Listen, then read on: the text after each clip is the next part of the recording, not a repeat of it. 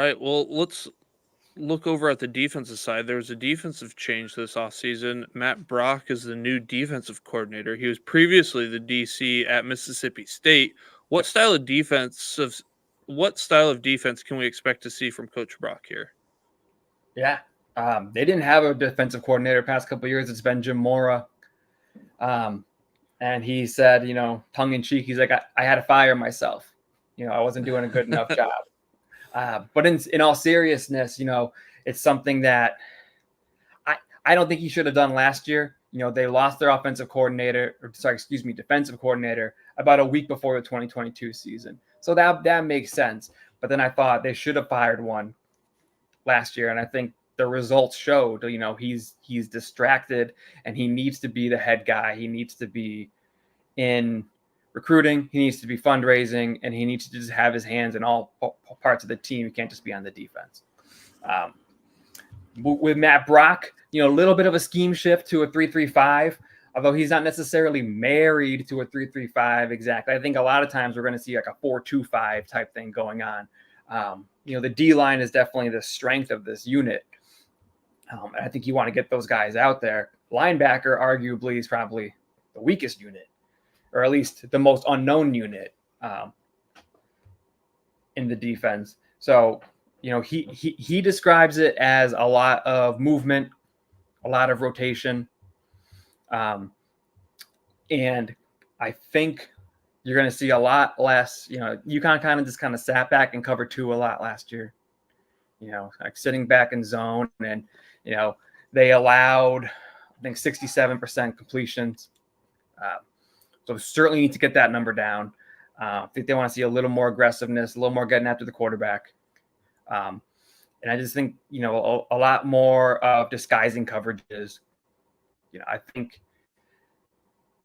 think with Brock, you're going to see an improvement in the secondary for sure. Otherwise, that's what he says they're going to do. We'll see week one. I don't know. I don't know for sure. Yeah. Well, the actions will speak louder than the words come week one. Yeah, for sure. All right. Moving on to the personnel that will run Coach Brock's defense. We'll start off with a defensive line. This group will have some guys that will be missed, but they bring back a nice core in Price Yates, Jelani Stafford, and Delmont Gordine. How did that unit look this spring, and did anyone stand out? Oh, they look great. They're just a really solid line. They're really close with each other, and you can tell they just push each other to work harder. You got some real leaders in Gordine and Stafford, but I think Yates is going to be the star of this group. He had some breakout moments in 2022. He terrorized Boston College, although they had like a backup offensive line. But nevertheless, right, he still had a monster game that year. Led this unit in tackles for loss last year. I think he's going to do that again. In terms of who stood out, it's probably Yates again. He's just improved so much since he was just a lightly recruited guy coming out of Texas under Randy Edsall. Second time around. They do lose Eric Watts. He is, he was one of the leaders of this defense, but they have other leaders. Stafford's definitely a big leader on this unit and of the whole defense. And so is Gordine. So, I don't know if there is necessarily another Eric Watts on there talent-wise, but, in terms of culture and leadership, there are a few. They brought in, several transfers, which I thought was curious because I'm like, this is the best unit on the team. Like, why are you bringing anybody in? Someone they're really excited about is Jack Barton, who came in from Furman, transferred to Georgia Tech basically for spring practice, and then transferred back out and is at UConn. He's an interesting guy to me. While he was at Furman, he had a streak of 3 consecutive games where he blocked a field goal. And I was like, that's unheard of to me. And UConn needs that. Their special teams have been woof. recently. Certainly. I mean, I think they had a blocked extra point against UMass last year. Other than that, like I couldn't tell you, like the last time they blocked a field goal, off the top of my head, I couldn't tell you. So he's someone they're really excited about. And another guy to really kind of clog up the interior is Javon Banks from Kansas State, previously of Mississippi State. So Brock knows him from his time in Starkville. He's someone that I think is that they're excited about. Just your classic run stopper. All right, let's move over to that linebacking group. You said there may be some weakness there, but that they had some key losses to graduation in Noah Plack and their leading tackler from a year ago, Jackson Mitchell. They brought back Tui Famina Brown, among others, and transfers Julian Simon from Tulsa, Aaron Key from Western Kentucky, and after the spring, Jaden McDonald from Indiana joins the squad. How did the linebacking group look in the spring? Yeah, from in the spring, they looked okay. Simon, I think, is someone that they expect to play a big role. And Famina Brown, he struggled at times last year. If you subscribe to analytics and PFF, he was one of the worst tacklers. The entire defense struggled with tackling last year. So another reason they need to bring in a defensive coordinator, right? Really work on those fundamentals. I think Jaden McDonald is going to be probably the biggest addition. They're really, really excited about him. He led Troy in tackling last year. I think he had 75 tackles. I mean, and Troy was no slouch, right? They were Sun Belt champs. So that was a really good team. They're excited to have him. You've got him and you have Simon. I think they're probably going to be the two strongest, at least in the middle.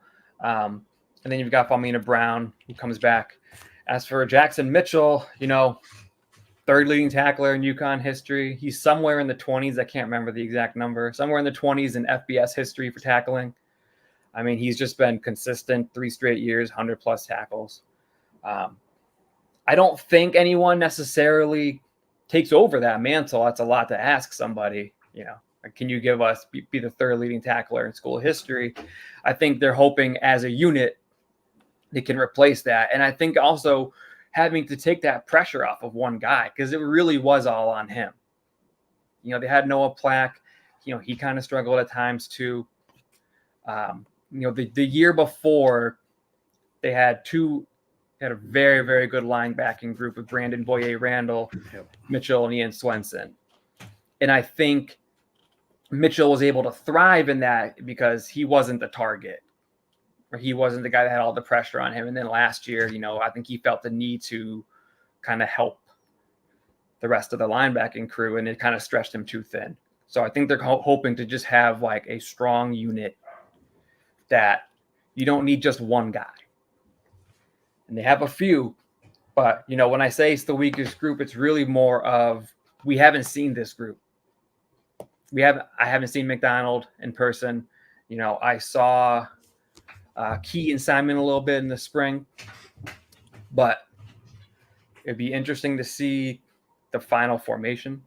I don't know what these guys are what they want to do, week 1 against Maryland. And like I said before, I think there's going to be times where there's just 2 linebackers out there. And so, you're really going to have, one of your safeties kind of be like that traditional middle linebacker. So, who handles the outside? Do they have the speed for that? I think Famina Brown and Simon probably do. I hope. All right. Moving over to the defensive backfield. They look pretty deep in 2024. They did lose Chris Sharon to JMU, who led them in interceptions in 2023, and Mumo Ben Wahad transferred to Navarro College. However, they had some good news when Malik Dixon withdrew his name from the portal, and they bring other guys back like Durant Jones, Lee Mullet III, Malcolm Bell, Damon Brinson, and others. How did the defensive backfield look in the spring, and did anyone stand out? Yeah, I mean, it looked good too. Like you said, it's a deep unit. It was really helpful to have Malik Dixon-Williams come back. He's a guy that he's had a lot of snaps, right? That's something that they really value. Like I said several times. Same with Ronte Jones. Ben Wahad was a big loss. He really came on, especially at the end of the year. He looked really good, but they also brought in some transfers, a couple guys from New Mexico State, in Reggie Akles and Malachi McLean. McLean's more of a safety, but I think you see Akles get time at corner. You're going to see Malcolm Bell, Lee Millett III, and Isaiah Davis are two guys that really came on strong end of last year as well. So you have guys that were looking better as the year went on and return, which is always a positive. I think in the spring is really more, you're kind of getting like equal opportunities for everybody, right? So similar to the wide receiver room, they have a lot of guys that I think are going to rotate in. The question is, what's that rotation going to look like? Who's going to get the most snaps? And that's not something we will probably learn until fall practice starts up. My guess is going to be, Ronte Jones and Malik Dixon-Williams have the safety on lock. That's them. They got that position. After that, I would say Akles gets a nod, but he's coming off a shoulder injury. So we'll see. And he didn't participate in the spring. So we'll have to see how far along he comes. I see Isaiah Davis getting a lot of time over there. And I think you see Malcolm Bell also. But this is a unit, like I said, I don't know if we're going to have just like a cornerback 1, cornerback 2. I think you're going to see a lot of rotation. All right. If you had to pick a defensive player to have a breakout type season in 2024, who would that be? Good question. I keep going back and forth between Julian Simon and then one of the new DBs, probably Akles. I feel like Akles is going to be someone that is going to come along as he gets more comfortable, as he gets more reps, is going to be someone who gets stronger as the year goes on. Wouldn't shock me to see him getting a lot of playing time, in those last few games. I think initially it's going to be Julian Simon. He was a really talented guy. He was a 4-star recruit coming out of high school, committed to USC. So he's someone I think is mature, and he can be a leader, and he's going to take over pretty well at the linebacker position. And the group needs it.